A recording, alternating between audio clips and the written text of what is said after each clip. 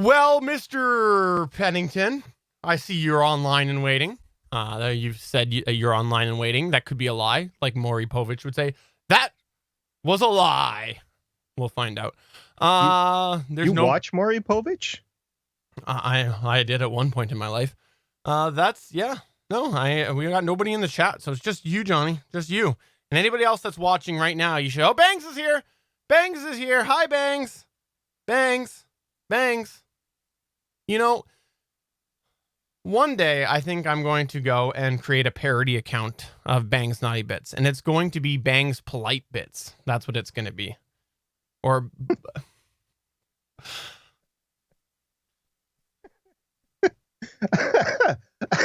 You should go on Twitter and see if that's available. All right, I guess. We'll see if anybody shows up here. Do you like my shirt? Do you like it? Do you like it, Johnny? Do you like it? Bangs? Did you run a vacuum cleaner through it or a Swiffer or something? It really stinks. It's horrendous. Is there dust on it? See, that's my problem. I'm not allergic to dust, but I start sneezing around dust. I think it's two different things. It's not allergic, right? It's just you're sensitive to it or whatever. Anyway, so whenever I take out the holiday decorations, you get this cake dust that's been on it for a year or something like that. And I keep it in a box. I have no idea where this dust comes from. It doesn't go in there on it. You know, the box is sealed. The thing that really, really shows me how much dust collects over the course of a season is like we have an artificial tree. So every year, you know, I get itchier and itchier as I bring it out because, you know, there's every year there's an extra level of dust added to that. You know, you could try to dust a tree all you want. It's not going to happen with that many branches. It's not going to happen. I think you just shake it and maybe take the vacuum cleaner attachment that does the curtain attachment, you know, the soft bristles. I know exactly what you're talking about. The problem is, though, as the tree gets older, those pieces will start to come off because they get looser and looser. So you start to like really get screwed. Well, then it's time for a new tree. Yeah, and then you don't have to dust it for a couple of years. Oh, speaking of, what day's today? Wednesday? Yeah. I was supposed to have a tree come today. My wife doesn't know about it. Like a real one or a fake one? A fake one. I wanted a taller tree, and I wanted a taller tree, and they went on sale. So, this one went like half price, so I ordered it. Okay, so what do you have now? 7.5, and I wanted a 9. Ooh, what? How tall is the ceiling? I have 9-foot ceilings, but my living room starts at 9 foot. Vaults upwards. Oh, I was going to say, you realize that 9-foot ceilings are really 8'6". So 9-foot ceiling, but it vaults upwards. So then you're okay. It's not coming today. It's coming tomorrow. Shocking. A UPS package is late. I am completely shocked that a UPS package is late. It's not like I've ordered 3 or 4 different UPS packages this season, starting as early as November, and every single one of them has been a day late every time. Shocking. A UPS package was late. Did I say that it was a UPS package? You know that in the United States, just within the past couple of weeks, they've started giving out delivery window times. Oh, wow. Now, the last one I had from UPS will come somewhere between 1 p.m. and 5:30 p.m. I was like, really? That's probably how much time is left on the guy's shift before you tell him he can go home. And that happens around here really because stuff, when it just gets too late, stuff doesn't get delivered, especially with the post office. The post office, they'll be like, we're just not going to do it. We're not going to do that street. We'll come by tomorrow. Like, I want my mail. What if there is something critical that is supposed to come in the mail? And just because I'm in the end of the route and it doesn't come, that you get to go home. And what happened to, we will deliver your mail, not rain nor sleet nor snow nor hurricanes or whatever. USPS. I've merged. I've gone on from UPS to USPS. I gathered. Yeah. So I don't know if the Canadians have the same code or not, but our postal service is supposed to deliver no matter what, and they don't. Ours is basically, if you want to, okay. Otherwise, say sorry about it. That's about it. That's what it is. That's everything in Canada. We didn't get to it. Sorry. Sorry. Oh, we didn't win the Stanley Cup this year. Oh, sorry. We'll get on that next year. We get a lot of weight room, and we got a lot of off-season training to do, It's know. true. Yeah. It's yeah. Yeah. Well, sorry. We'll get it next year. Are you ready to hit record? No. This is pre-show, by the way. I should put this on. Oh, that's post-show. There we go. 3, 2, 1, record. My clock is red and running. I have positive volume on my channel. Clock is monochrome and running.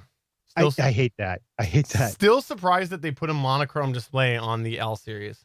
So on the Rodecaster Pro, Yeah. it's red, right? When you start recording. Yes. Yeah. So come on. Zoom. What up? I was trying to think where my memory card was. I know where my memory card is. I was like, I hope it's in the recorder. yeah, I was thinking about the one that I usually have on the Rodecaster, but I'm using it right now. So, all right, I guess we should do this. Should we do this? Is everybody here now? I'm forgetting something. This is not good, especially since I'm not producing. All right, let's just go here I think we're good. I think we're good. Hope you can. Okay, we are live right now at www.geeks.live with the first recording of the night for Better Podcasting. Now, my personal Facebook. Better see us coming. All right, are we good? Yeah. I'm gonna do this all night. me. I'll do this every time I speak. What did Wing used to do before he? I'm trying to remember. He's Was just it me. It was me. It was always okay. me. So Wing, if you're watching this, I know you're not, but if you're watching this, then that was a shout out to you. Shout out. No, not shoot out. Shout out. All right, let's just do this.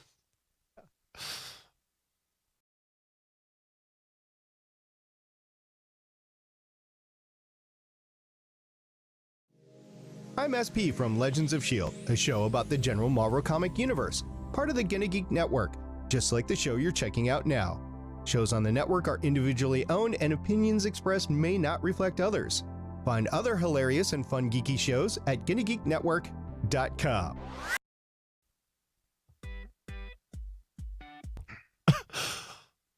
I'd scrolled away. I'm sorry. I'm ready. Happy holidays.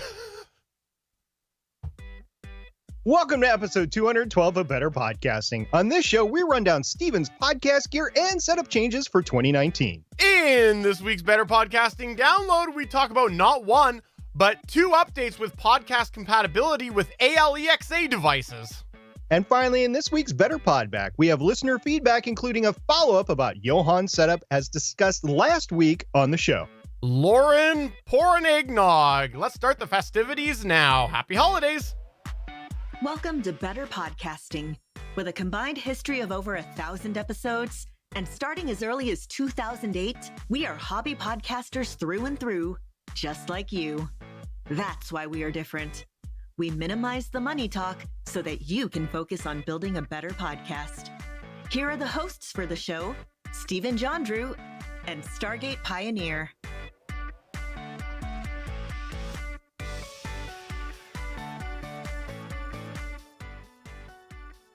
Yes, it's another gear edition of Better Podcasting. I am Stephen John Drew, and I'm pleased to say that my festive cohort... Wow. Try that all over. I swear I don't have rum and eggnog. It's just straight up liquor or straight You were up just vodka. driving with your kid in the car, right? Right. Yes, we are here with another festive edition of Better Podcasting and another gear edition. I am Stephen John Drew, and I am pleased to say that my festive cohort, SP, is here this week. This is the penultimate 2019 edition of Better Podcasting. We are happy to be here. These are fun episodes for us, and apparently they're fun episodes for our listeners. Y'all ask for these every single year. We're glad to have our gear episodes back at the end of 2019. Now, last episode, I said we were going to give away the Samsung Q2U microphone.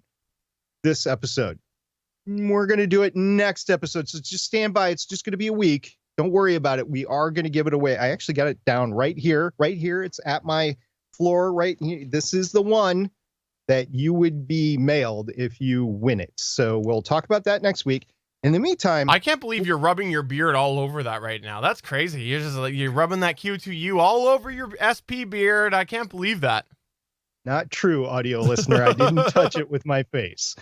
And we do have a How I Say My Podcast story for starting off this episode, and it's near and dear to both of our hearts. It's near and dear to both of our hearts because we personally lived it 1 week ago. Right, Steven? Holy cow, did we? Yes, if you didn't know this, we actually stream the show live, usually on Wednesdays at 8 o'clock p.m. Eastern Time. That's at geeks.live. Now, we're going to be away for a couple of weeks now, so keep your eyes on our social media because we have a bit of a break. But usually we're on Wednesdays. And for those who decided to join us and stick it through to the very end, they deserve to pat themselves on the back right now and then pat themselves on the back again because it was about a 2-hour recording session just streamed live. That doesn't include the pre and the post chatter all together for last week's episode. Last week's episode, if you didn't know this, edited, clocked in about 59 minutes. So it was like basically a 3-hour ordeal for SP and I because there's stuff that's not streamed.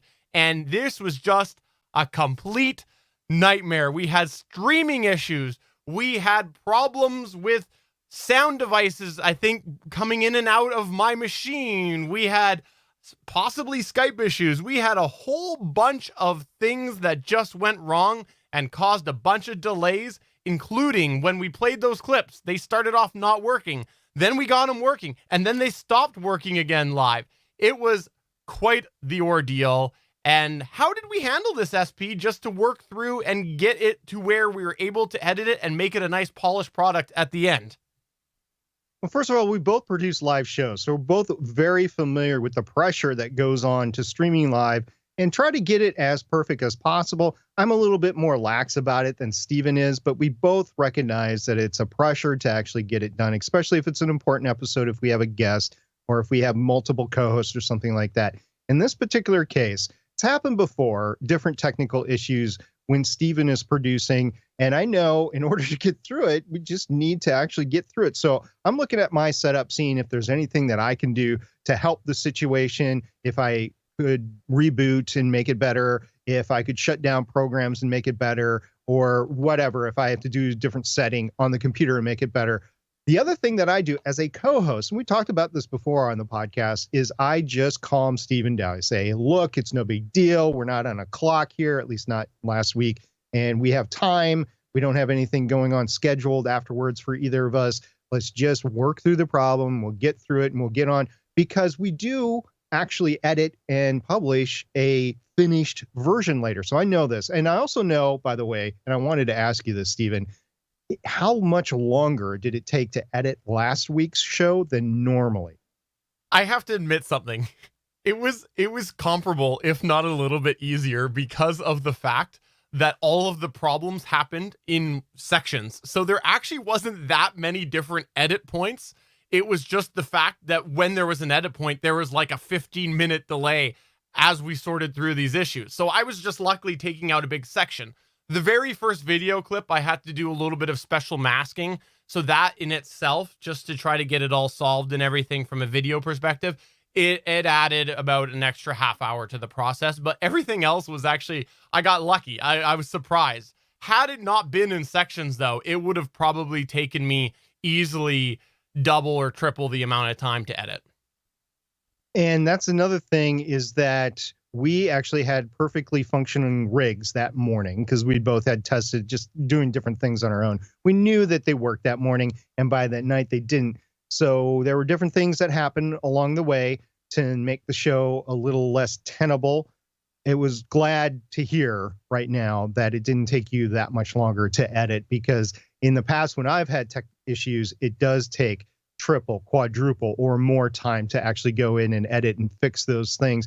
After you do that a couple of times, you learn tricks on how to fix it, especially if you're doing video. I know all of our listeners do not do video podcasts, but if you're doing video, there's different things that you have to do than audio. Audio is a lot easier. You cut it, you splice it, fade in, you fade out, you do some EQ when you have to, and you just fix it as best as you can, and you're able to massage it a little bit better. Video is a little bit more difficult, but you learn the techniques when you're trying to fix it, and it makes it easier the next time you do it. So not only are you saving the podcast this time, but you're helping yourself make it easier and save the podcast the next time. And you might not even have to call it a save your podcast. There's something else that I want to mention while we're talking about editing. SP and I have said before, we use versions of hardware recording. That means we have a device that is isolated, that is recording what we are doing audio-wise. This is a big, big time saver when we have issues like this for somebody like myself that writes down edit points as we go through the show. That's how I edit, is as we go through and we make errors and we have problems, I write down the time code based off of the clock that's on my hardware recorder. Well, if I was using a piece of software to record on my computer, number one, because I was having computer problems, there's a good chance there would have been dropouts, there would have been sync issues, who knows. But the thing is, I had to restart at least once during all of those problems last week, and I wouldn't have had a steady time code like I did using a hardware recorder.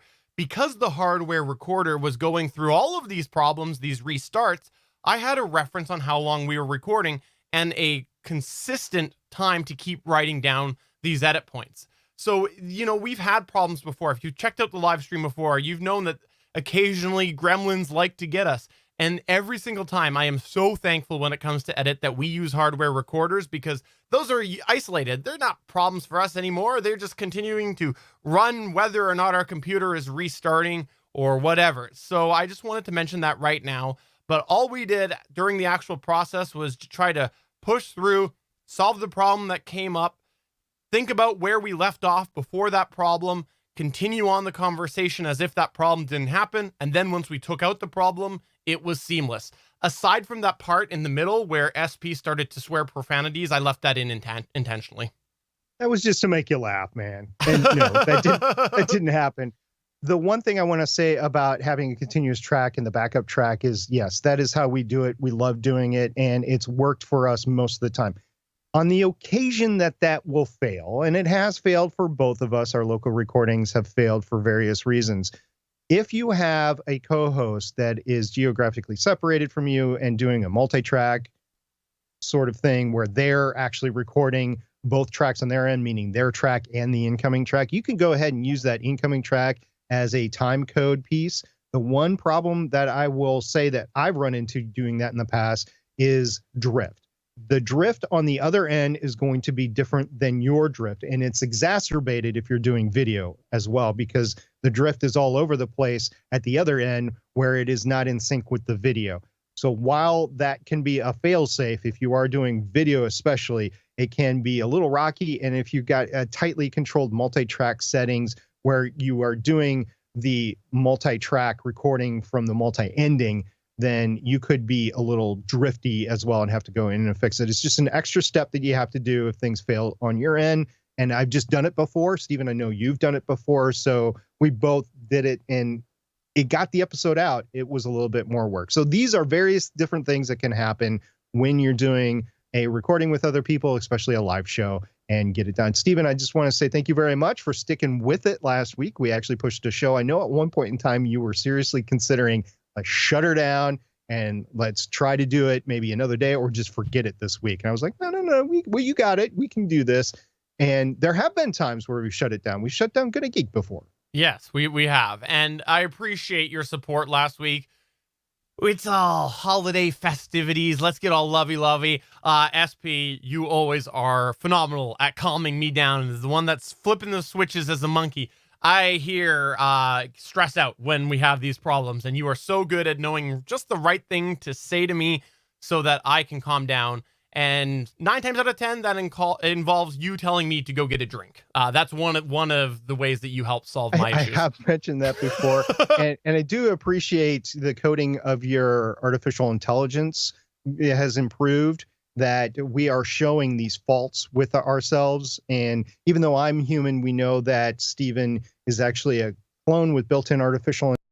And we've been trying to... Oh, sorry, back up a second.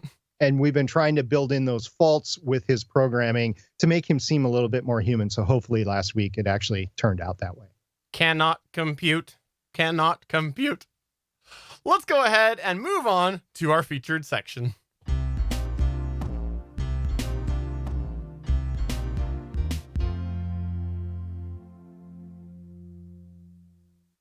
This annual tradition all started off because it was just the way we happened to do some episodes rolling into the end of the year, the first time that we ever did Better Podcasting. Yes, if you didn't know this, way back during our first year of Better Podcasting, we ended up doing a series about our gear. The intention was to show our evolution because we at the time had a lot of people questioning, do you need gear? Do you need that gear you have? Why do you have that gear? And just generally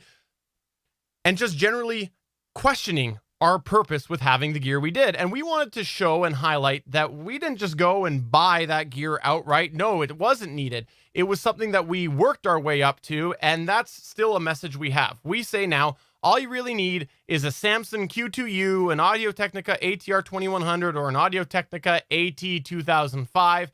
Just start off with that. That's so simple. And if you want to later expand your gear, you can go ahead and do that.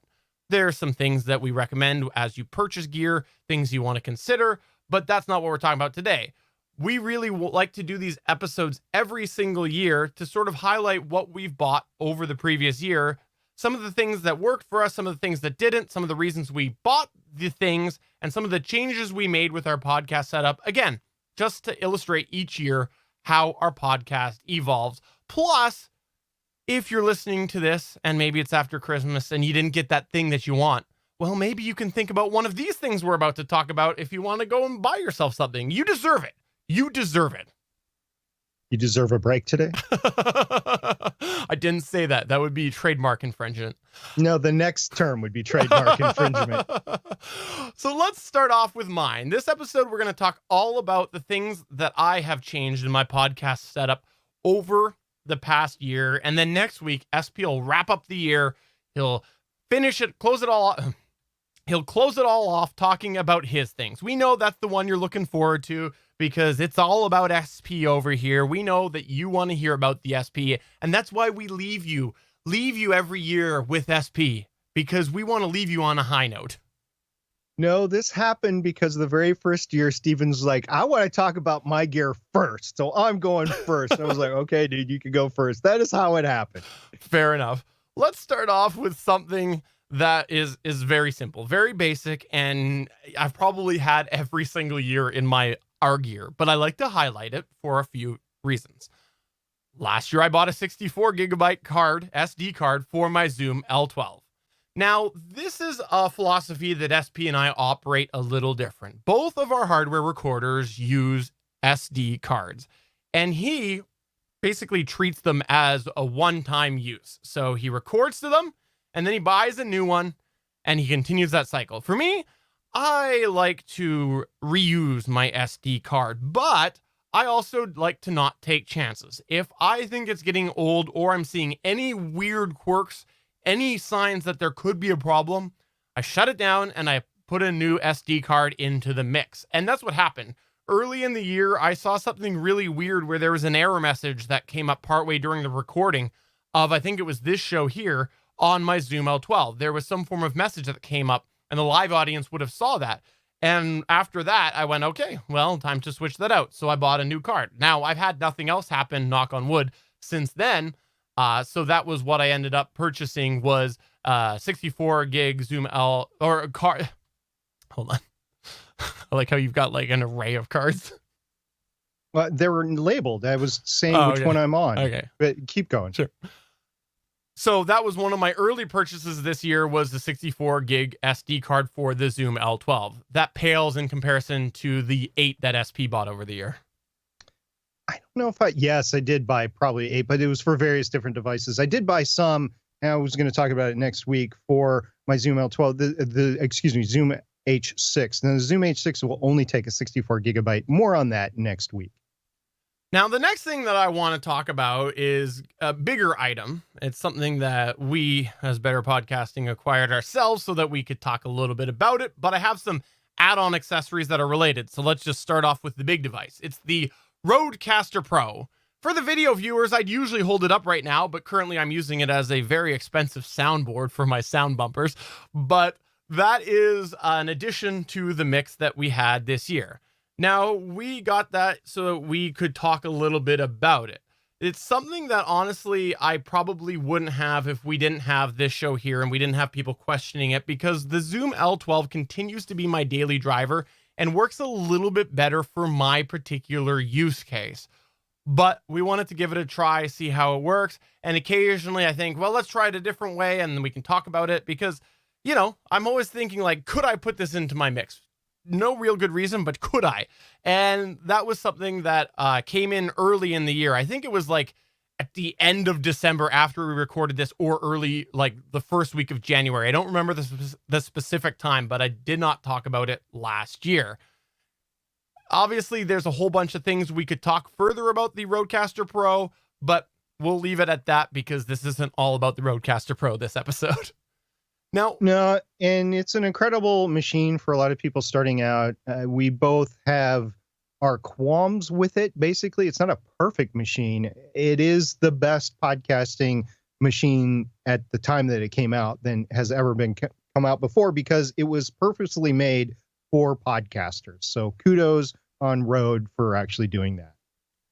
Now, one of the things that I decided to do with it was, if you haven't gathered by now, when I get hardware, I really like to try to maximize it. You stretch it every different way. Every single sound mixer that I've ever owned, I have tried to manipulate the use to its limits. This is not a new thing with me, and the Rodecaster Pro is going to be no different. So I bought a couple of what are generic brand Ugreen TRRS headset adapters. Essentially what they are is they're a device that takes the male TRRS connection. That is the male, it looks like a headphone connection, but it's got the 3 rings, and it changes it into a separate headphone and microphone view or device. So essentially you're separating your audio out from your audio in.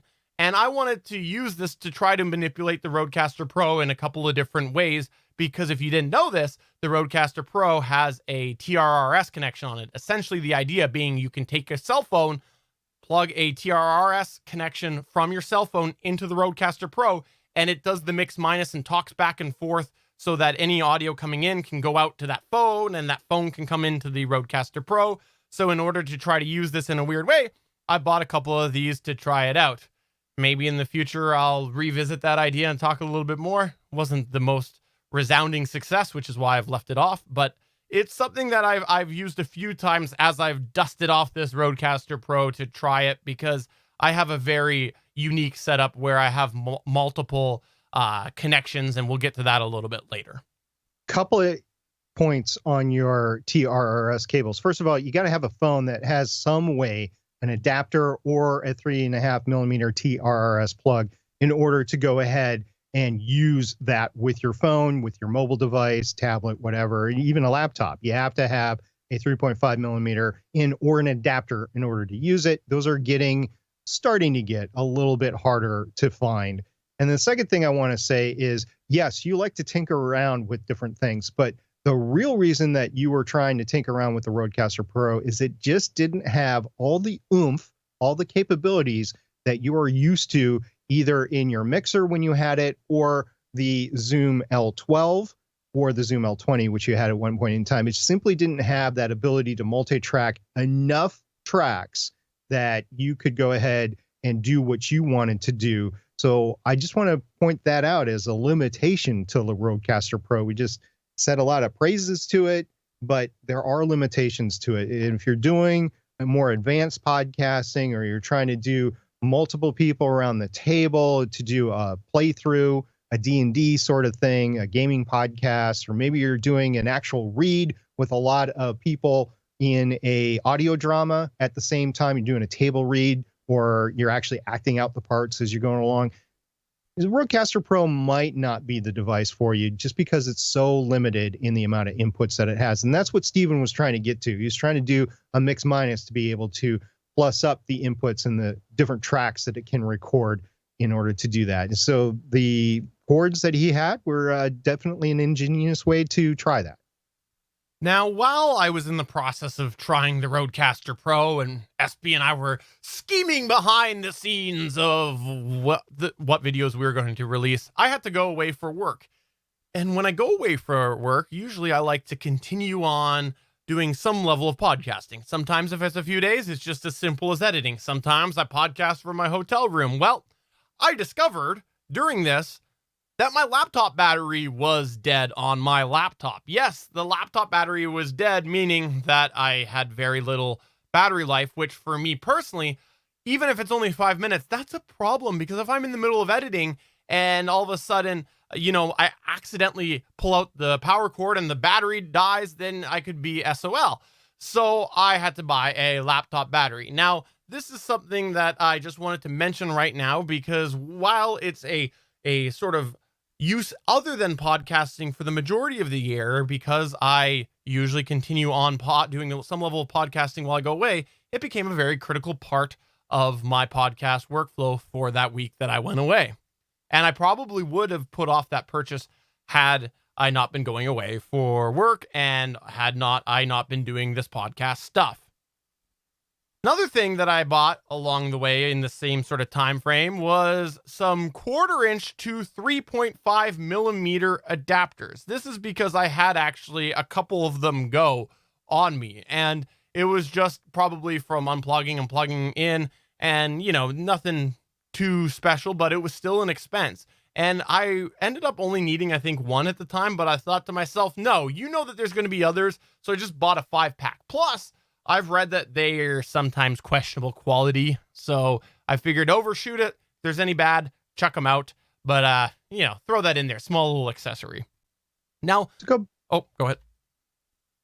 Are you done with the adapters? Yeah. Okay. To go back to the laptop battery issue, Stephen, you've had your laptop for quite some time, right? That was the original battery that was in it, or was Yes. that already a replacement? That was the original. Okay. And it was, I'm guessing, 5-6 years at least that you've had that laptop. It was something like that. Yeah. Okay. That is how long it had gone before he needed to replace the battery. Now, Stephen has a gear replacement plan. He has a plan to ultimately replace the laptop, but he wanted it to last a couple more years. I will tell you from personal experience, the newer, slimmer laptops, they come with those battery packs that you actually have to open up the laptop to go ahead and take it out and put it back in. I'm finding through the laptops that have been used in the family that I've had to go in and replace that it's about 2.5 to 3 years of use before the batteries start to get to the point that they need to go ahead and be replaced. I think 2.5 to 3 years is a good time to buy a new battery for a laptop, because then you get another 2 or 3 years, and then you should probably buy a new laptop, because they just change so much in the facts of 5-6 years. Yeah, if you get a MacBook Pro, you might last you 10 years, but it's going to get slow the last 4 or 5 years. So it's just the normal replenishment of gear. You just have to keep that in mind as you're moving ahead with your podcasting. Moving on to the next thing. This is also tied to the Rodecaster Pro. I had to purchase, it was about $20 for a half decent one. It was a USB Bluetooth transmitter. Now, what was this for? This was because I wanted to try that Bluetooth capability on the board and just see what its capability was to a Windows machine. And my machine did not have Bluetooth built in, so I had to buy a way that my computer could talk Bluetooth to the Rodecaster Pro.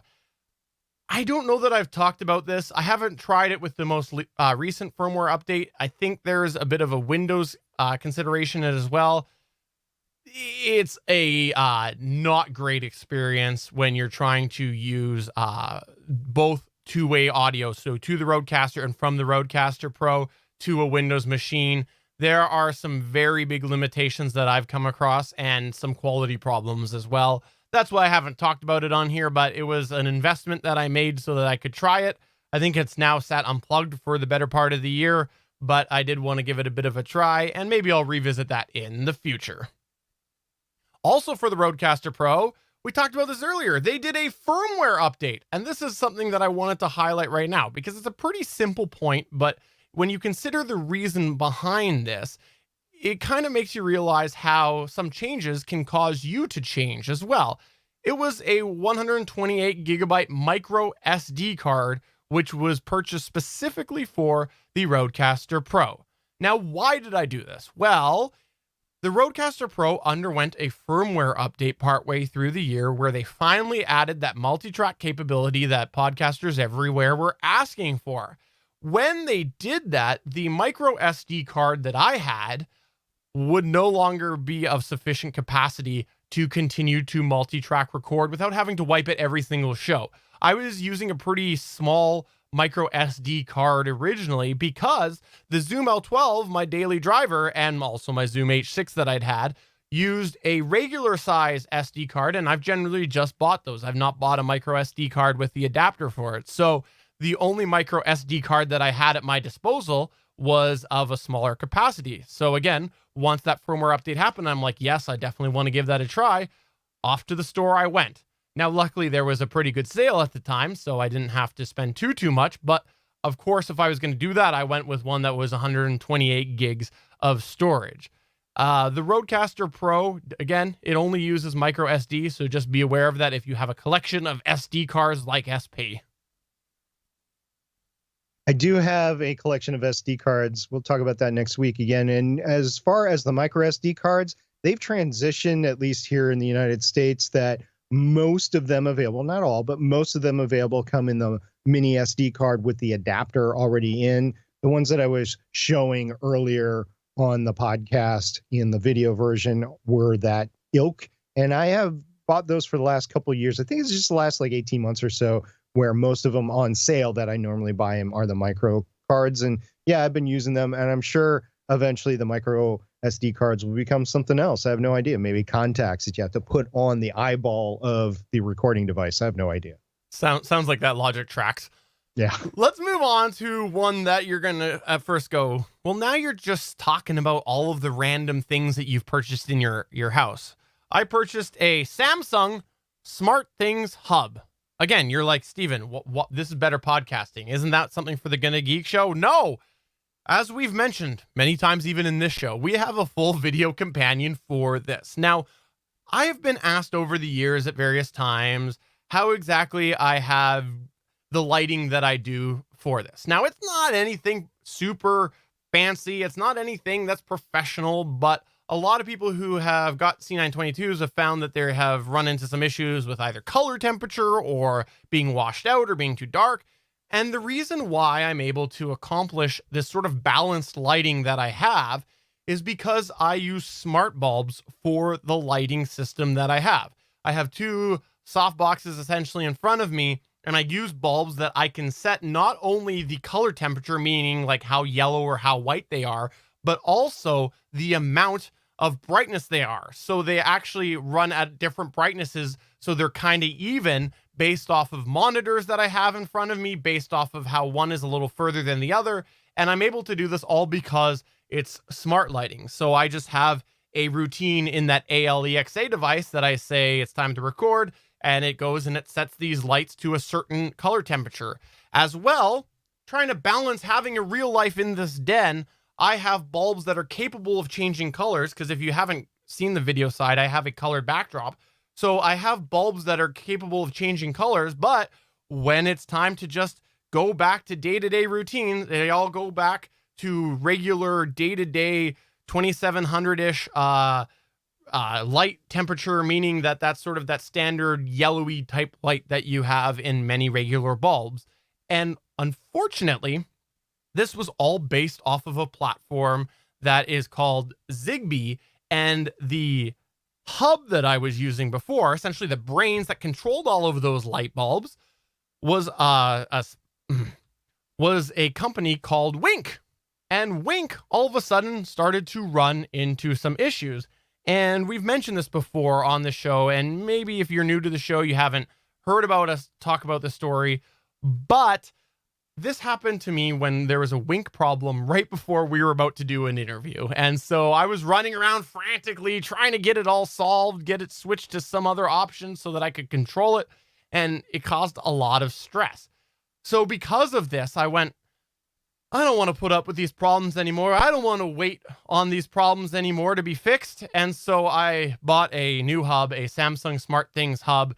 And had it not been the podcast setup, I probably would have waited a little bit longer for a better sale or to try some other options or look into other options. But I knew the Samsung SmartThings would work for me. And so really, I do classify that purchase at that time as being solely podcast driven because I was fed up in other areas of my house, but it's really not a big deal if I can't tell the A device to turn on my kitchen lights. I can wait a day or two for that to get back up. The real big driver was the fact that it tied into my podcast / video setup so much.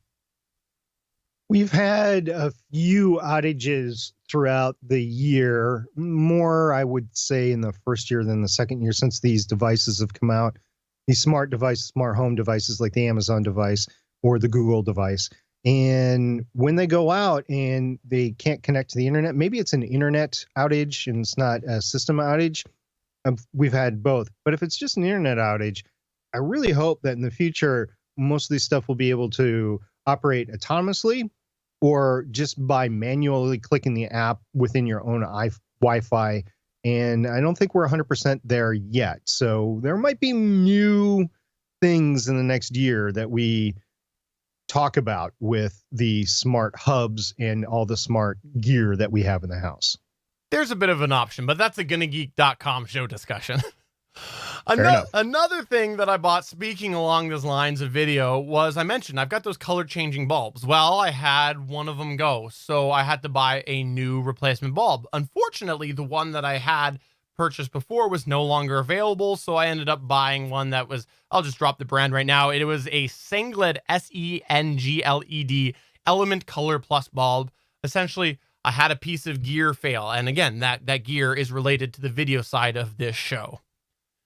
Now let's talk all about something that I mentioned on here before, but I haven't really talked about what my experience was. It was the Mackie HM4 headphone amp. I'm sorry, you're can you say that again, please? I can't hear you that well. It was the Mackie HM4 headphone amp. Oh, let me turn up my headphone amp. Maybe I can hear you a little bit better. Okay. I think I'm good. Just hold on one sec. All right. Unplanned gag gets Steven to go cough in a coughing fit. He's laughing so hard. I want to say thank you to Liberty, Jason, and Bangs for coming by today. Thank you very much, guys. You are awesome. And I know Johnny's listening as well, although I cannot respond to his emails while we're recording just because I don't have that capability on my main monitor. So thanks, guys, for coming by for the early show this week. I forgot I got rid of it. I meant to grab the box for that, but I think I threw it out, actually. Okay. Well, you can throw a graphic on the final version. I'll just do this and I'll Photoshop it in. Yeah, that's right. Make sure it's the right size. Now, okay, maybe last week I alluded to the fact that I had it and talked a little briefly about it in our Better Pod Back, but we haven't talked about it in the featured segment. Essentially, this was a replacement for my Behringer HA400 headphone amplifier. I came across it randomly at the store, and I was like, SP, I haven't seen this before. And you're like, I don't think I've seen that either. And we Googled, and it was a fairly new product at the time. So I'm like, okay, it's on sale right now, maybe some form of launch price. I haven't bought a new headphone amp for a while. Let's give it a try. SP's always telling me, you gotta have something Mackie in your house. That's exactly what he says. Like, he sends me a Christmas card. He's like, Merry Christmas. By the way, buy something Mackie. Every year, that's what he sends me. That's what that's in the Christmas card. Actually, it's in the Christmas card that I send out to everybody. Buy Mackie. So I thought, okay, let's give this a try. And I've got it in place, had it in place for a while. Truthfully, audio quality wise, I've not personally noticed much of a difference, but I like the way the knobs move a little bit better. There's a little more friction. There's a little less play. So it's a little better when you're trying to just finesse the volume a bit. It feels about the same weight as the HA400. Now, weight doesn't mean much, but it's been going well for half a year, but so was my Behringer HA400 for a while. So who knows? Bottom line is, the reason I have this in my setup particularly is because I have the Zoom L12 that has a bunch of outputs. So You might be like, well, Steven, can't you just use those? The thing is, the way I use the Zoom L12 is essentially they go to a bunch of different boxes, a bunch of different video calls. And so I can't really use those for headphone amps. So if I want to have a couple of different headphones plugged in or whatever, or a couple different routes, maybe go to my studio monitors, whatever it is, that's why I need a headphone splitter. A headphone amplifier, sorry. These are very useful. They can be useful in a recording setup. I'm using more of an old school recording setup because I got a mixer and I'm multi-tracking to my Zoom H6 recorder. It's not on board like Steven's Zoom L12 or his Rodecaster Pro. And I do go out and I'm actually listening through one of the outs now that is going into the Zoom H6, and I'm listening to that so I can hear live what the sound sounds like that's being recorded. But these are also useful if you're doing a multi-person in-person podcast where you want everybody mic'd up and you want them to wear some sort of headphones so they can understand if they're being heard or not. It really does help with microphone etiquette for that person. If they're not a experienced speaker, they really get to understand how they sound on the microphone and if they are not sounding good or not. It's monitoring your own sound. So if you have 2, 3, 4 people and you only have one out from your board that you are actually monitoring from, I think it is great to have the multiple headphones and being able to, some people have hearing problems and they need to turn that volume up. And then for the other people that don't have hearing problems, they have an issue with the loud volume. So you really have to dial each individual in individually and make sure that they are listening at their comfort level. The first guy I podcasted with, he's a great producer. He really is. He was deafer than I was. And man, I had to, when I first heard myself, I was listening off the same line his was. It was just a Y connector. I literally took my headphones and I threw them off. I'm like, ow, that hurts. That really hurts. And it was able to be monitored a little bit differently because we were able to turn the volume down on mine because I switched to another output and it worked great. But you need to have something like this in your setup or on your board in order to make it happen. Now, the next thing that I want to talk about is the Rode Pod mic. Yes, SP and I, a little spoiler for next week, both added the Rode Pod mic to our setup this last week. Again, largely just to do with the fact that we wanted to be able to talk about it, give it a try. Maybe it was going to be our new mic. No, that's not the way it ended up going. But a little side note with it, it's actually evolved for me because it's such a light microphone. I actually have left it hooked up permanently because I have a couple of cheap mic arms that usually you shove a microphone on there and it just falls down unless it's a handheld. Well, the pod mic is light enough that it can stay on all the time. And if I ever want to play podcast with the kids, I've got it ready to go. Just plug it in and away I go. I will save the summary of what our opinion is for next week because I know SP and I agree on that. There's one thing that was important in what you said. You play podcasts with your kids. If you do have kids that are remotely interested in this stuff, it would be great to actually involve them in it because you're spending so much time with it, right?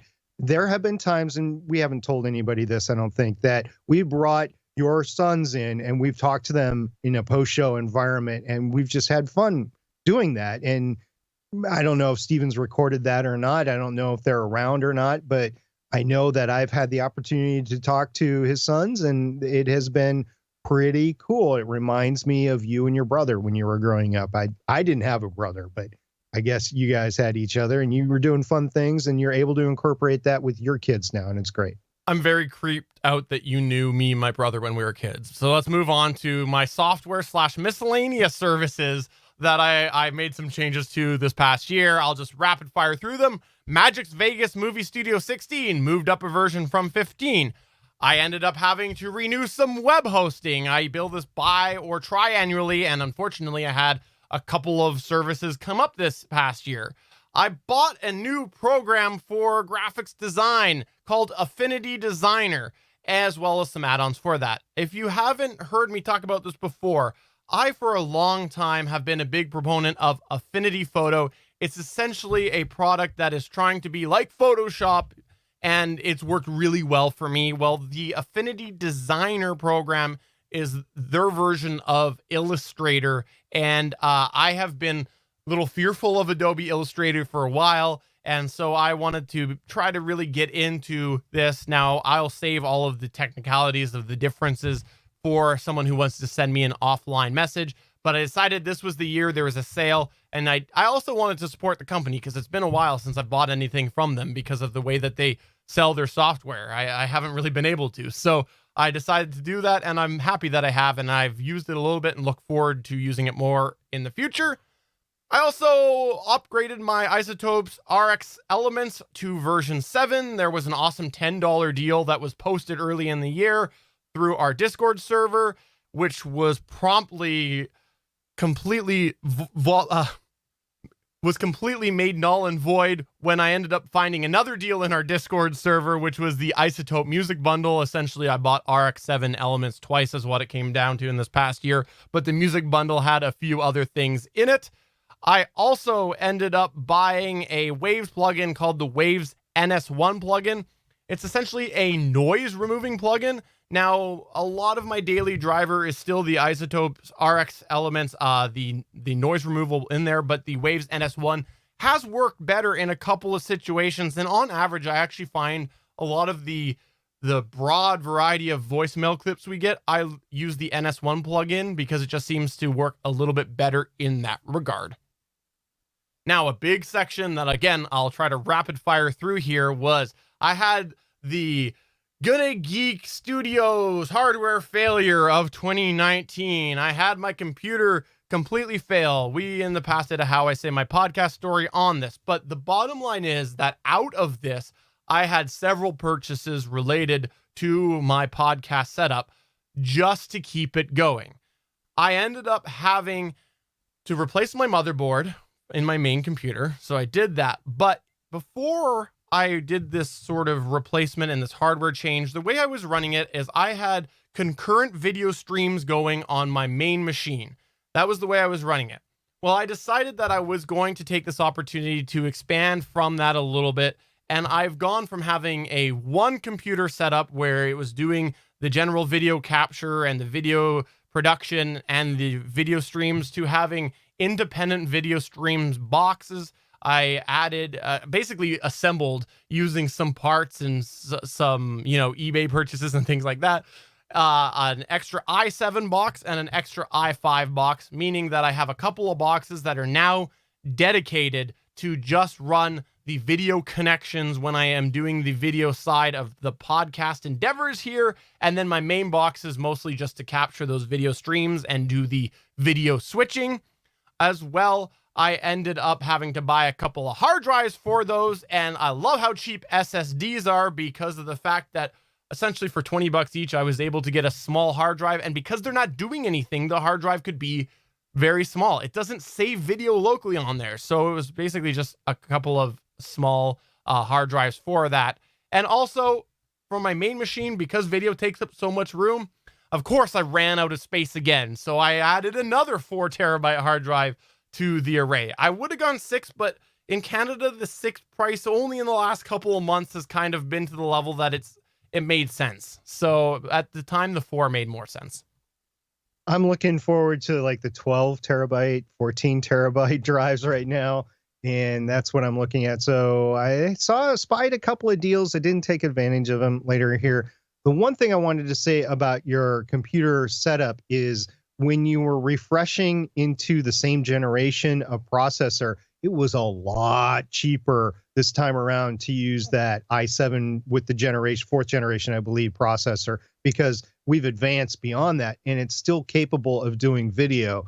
So good job. You waited a little bit. It got cheaper. Most computer pieces and parts get a lot cheaper a couple years out if they don't go out of stock, if you can actually get them. So kudos on you for beefing up your setup with a venerable and still viable machine that was at least $1,000, if not $2,000 cheaper than it would have been had you put it together 2 years ago. And the other thing, too, is I actually got a little personal fun out of it. I'll say fun. I'll use that very, very loosely here because we don't know what the problem was. I kind of suspected it might have been a heat issue, so I changed my case to have better airflow. I, of course, changed my power supply as well, but that's beside the point. But when I did that, I decided to buy a case that it looked a little prettier too, so that I had something new that I could like and look at. It had great airflow. That was the primary, but then I spent a few dollars extra to have it look a little pretty. And I may, I used to be the guy that hated illuminated computers, but I decided to add it for the extra $10 or whatever. So, it's nice though, because you spend so much time as a podcaster in your space. And so sometimes if I'm just editing late at night, and I just put my head down because I need a break and I see my computer, I just grab my remote and I turn on those lights so that I can see my case all illuminated. And it's just, as a geek, it's fun. It's kind of fun. So it's a mental well-being $10 purchase that I added there. So what you're saying is you were jealous of my lighted graphics card and my lighted computer case, and you just had to get one to be like me. Of course. Yeah. And the last thing that I want to talk about right now is something that is well overdue, and I've had it on my wish list for a couple of years and my want list, but I kept putting it off, and I'd like to call myself an idiot right now. Steven, you're an idiot for not doing this sooner, because it was the Rolls MS111 mic switch.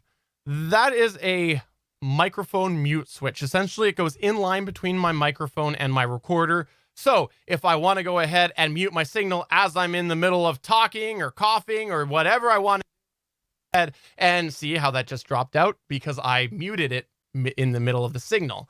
Now, this is huge for me because I have a couple of kids which are very noisy. I think ironically, you might have just heard them a second ago right now as I was speaking. So the thing is, they bang occasionally, and as a dad, I often had to write down edit points and be like, cut out Steven's audio at this point, because with the setup I had, I didn't really have a way to mute it to the actual recording other than turning down my DBX gain, which was not a fun thing at all. No. So I have had this on my I really should get it list for a while, and the price dropped to a point that I went, okay, I'm going to pull the trigger, and I love it. I love it. I love it. I love it. I'm hoping that it continues to last for a while because it honestly has been such a good addition to my system that I have far less edit points than I needed to on my particular audio track now, because when I'm not on screen and someone else is speaking, I just mute my signal as much as I remember so that is a completely clean signal. And if my kids are being loud or yelling or banging or doing whatever, it's not in my recording. This is not the first time that you've had a mute switch in your setup. You used to have the Behringer 1622, and it had a mute switch, but you also had a problem with the pre-effects and post-effects mute. And then, of course, you had the Behringer little mini mic thing as well.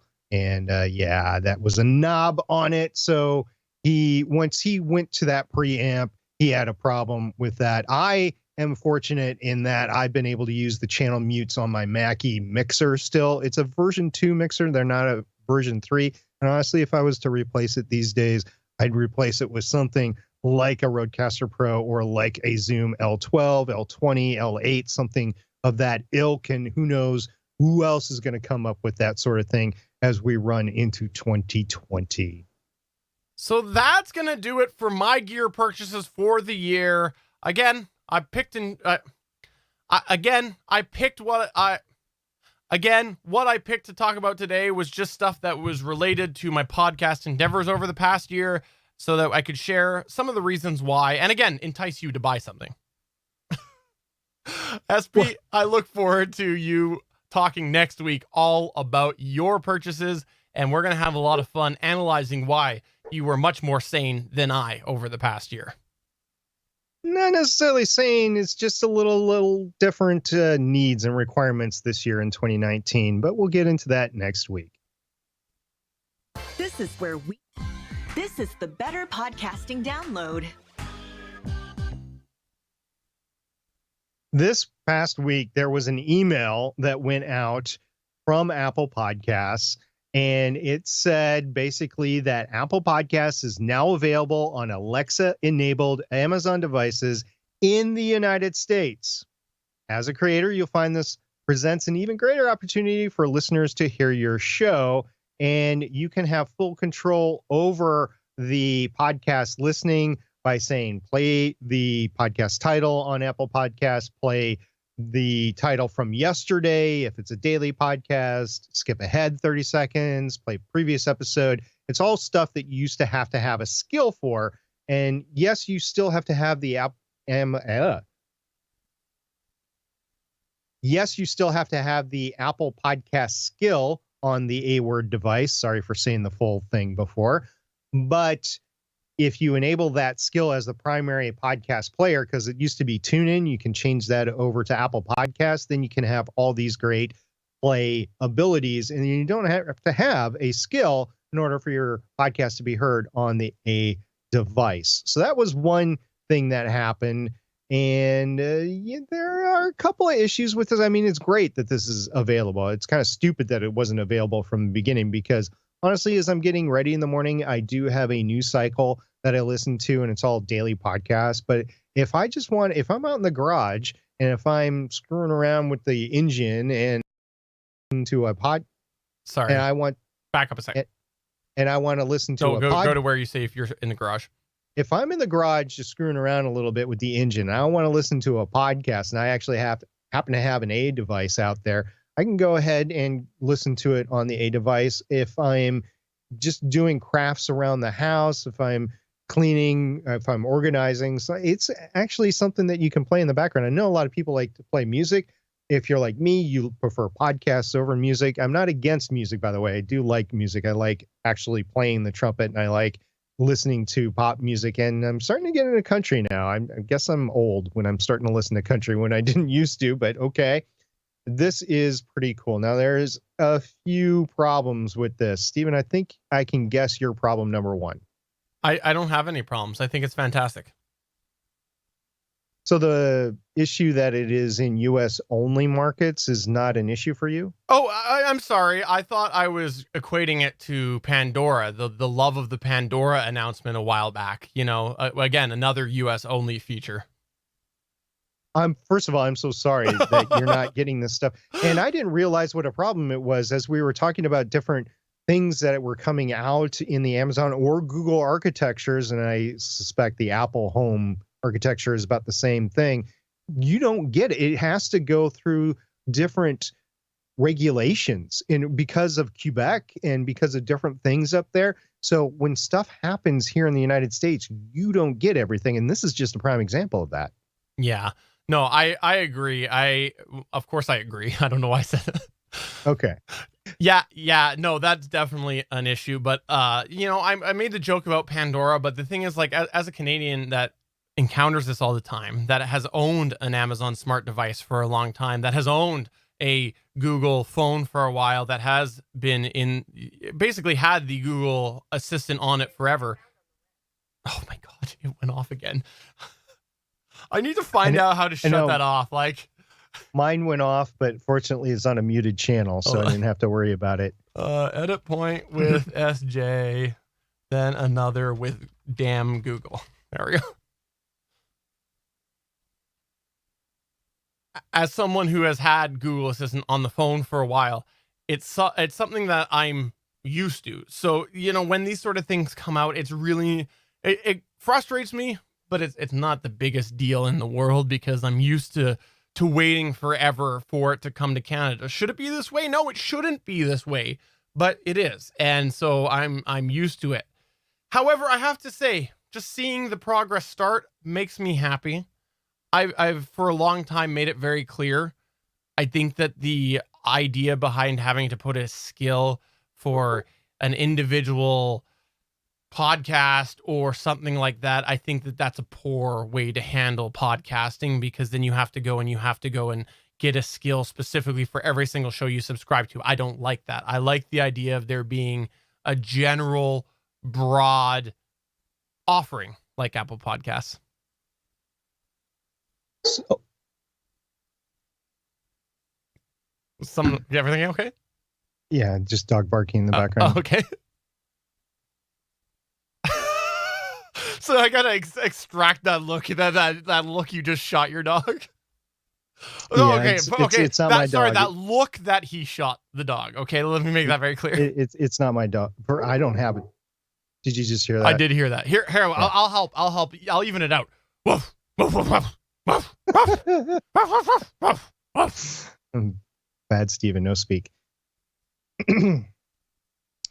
The other issue that I'll point out with this whole thing is, honestly, the consumption isn't all that great. Unless you have a daily podcast that's in the daily news, the percentage is very low listening through these devices. Now, will that change over the time as these devices become more mainstream in the household? Maybe. But right now, it's just not all that high. It's just good to be in the devices if somebody is listening. And that's exactly it. If you're trying to grow your podcast, this is an area where you might want to be, because in 5 years, who knows, it could be the only way people listen to podcasts. Probably not true, but it is something to consider, is that you want to be on cutting edge areas like this because you just want to be there and experience that growth with everybody else. It would be stupid not to be on the devices, and then in 2 years, you find out that you've missed out on 30% audience growth because you're not there. So yeah, I would go ahead and make sure that your podcast can be listened to through the smart devices. Can I also highlight something that I think we should all acknowledge is the fact that Apple is putting their product on not just iDevices, and we should also acknowledge the fact that there have been many, many metrics showing that Apple's market share of podcasts is dropping. Coincidence? No, I don't think so. I think that they're obviously doing this because they want to make sure that they keep being available everywhere so that they can keep holding some of that market share. One thing to keep in mind is that Apple is transitioning from a hardware company where it was mostly hardware to more of a service-based company. And this is part of the service, is to make sure that their brand is on everywhere, because you have Apple TV on Roku's now. You have different things on Apple TV, and it's not just the Apple eco structure, because you want to make sure that people can listen or watch Disney Plus on the Apple TV. So yeah, they're going back and forth. I think you're going to see that. The headline that you just mentioned, I wanted to talk about more in depth at some point in time. I wanted to actually go into some statistics, is that everywhere that we're looking, Apple is losing market share. And it's something that we've been pointing out for a long time is coming. It's starting to happen. How rapidly will it happen and what it will be the actual low side, I have no idea. But it used to be 70% consumption through Apple for podcasts, and then it was 60 for a while. I think it's bordering on 50. Like, it might not even be 50 now. And in a lot of countries, it's actually being beaten by Spotify. So yeah, the Apple eco structure is not as dominant as it used to be. Will it still have a majority share worldwide? I don't know, maybe, but where it's like the most structure is not as dominant as it used to be. Will it still have a majority share worldwide? I don't know, maybe, but where it's like the most, like, would 25% be the most single spot? I don't know. We'll see. Time will tell. Let's go ahead and move on to our Better Pod Back. This is where we here at Better Podcasting turn the show over to you as we run through some of your feedback. We call this segment... Wait, did we talk about the second part? The second thing? Yeah. Did we? Second thing? Was it, because we said at the beginning 2 things. Wasn't there also Spotify we were supposed to talk about? Yes. I'm like, wait a minute, we were going to talk about 2 things. All right. So let me go. I guess time will tell. But that wasn't the only update this week. SP, you have just been sharing all sorts of podcast news with me this week. Yeah, on the Spotify newsroom, which you can find at newsroom.spotify.com, there was an article on December 13th that says all Spotify users in the US can now play podcasts through Amazon Alexa. So very similar to what we were talking about with Apple Podcasts, and now it's with Spotify. And as we were just saying, Spotify actually is beating a lot of the Apple share in several countries, not all countries, but several countries. So yeah, I think this is a big thing where now your listeners have a choice, much like on your smartphone. You can listen to podcasts through Spotify. You can listen to it through iHeartRadio on the app on your phone. You can listen to it through Apple Podcasts. If you have an iOS device, you can listen to it Overcast on an iOS device. Over in the Google architecture, I believe Pocket Casts is pretty big, and Beyond Pod is also another big. So there's different ones that you can choose to listen to podcasts. Now on the Amazon architecture, you can listen to your podcast through multiple different ways, and TuneIn, Spotify, Apple Podcasts. It's all available. So you pick whatever is your favorite and go with it. Let's go ahead and move on to the Better Pod Back. This is where we here at Better Podcasting turn the show over to you as we run through some of your feedback. We call this segment Better Pod Back.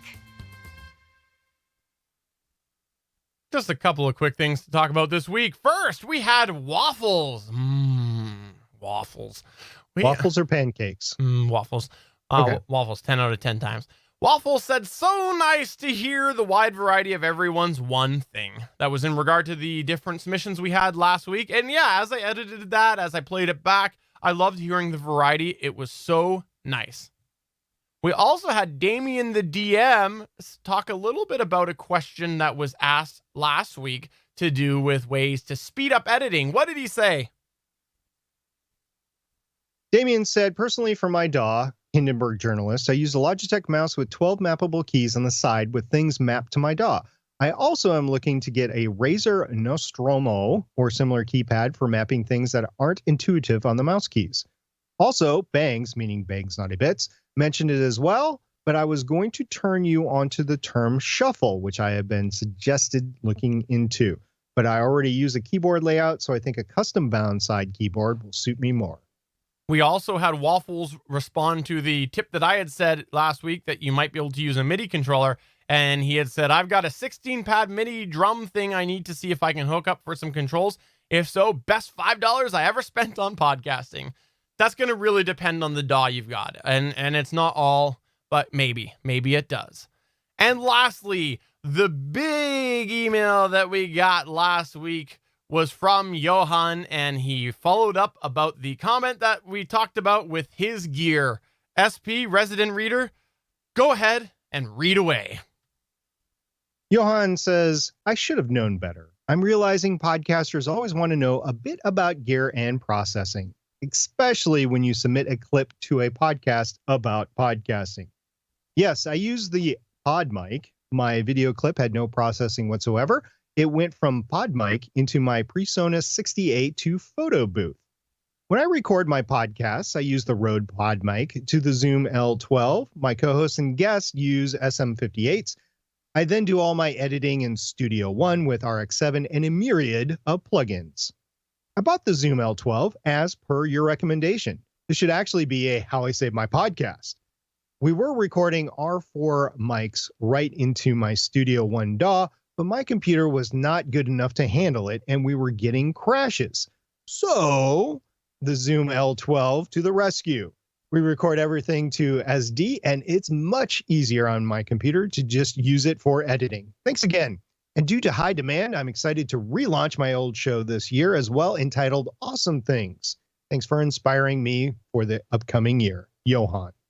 Johan, that email really made me happy for a few different reasons. Number one, you were able to solve an issue which was crashing by using a hardware recorder. Number two, the PodMic, your sound sounds pretty straightforward, so it shows that your voice is a good match for the PodMic. And we've talked about that. Different mics match different voices differently.